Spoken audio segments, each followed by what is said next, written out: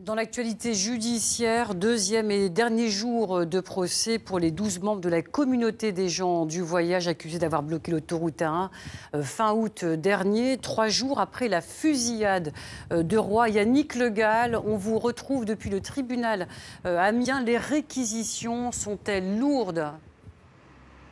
Oui, Zora, elles sont même très lourdes, même si 2 relax ont été demandés. De la prison ferme et 5 000 € d'amende par personne ont été requis à l'encontre des 10 autres prévenus, jusqu'à 3 ans de prison ferme pour l'un des hommes présumés responsables de nombreux vols de pneus dans un garage. Si les peines requises sont si lourdes, c'est aussi parce que les prévenus ont tous déjà un casier judiciaire bien rempli pour des vols, des escroqueries ou des violences en réunion. Certains ont déjà été condamnés 20 fois en l'espace de 15 ans. Mais pour leurs avocats, ces réquisitions sont très sévères, mais surtout incompréhensibles. Écoutez.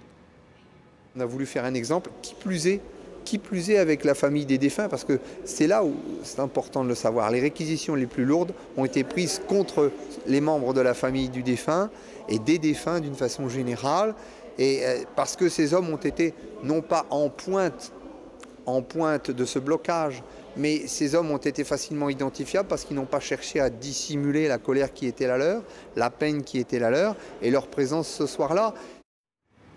Alors, à l'annonce des peines encourues, les esprits se sont un peu échauffés, d'autant que 5 mandats de dépôt ont été requis par la procureure de la République. En clair, ça veut dire que ce soir, 5 des prévenus pourront partir directement en prison s'ils sont condamnés. Une cinquantaine de CRS est toujours mobilisée aux abords du palais de justice d'Amiens pour éviter tout débordement. Le jugement sera rendu aux alentours de 15 h. Merci Yannick, vous étiez en direct du tribunal d'Amiens.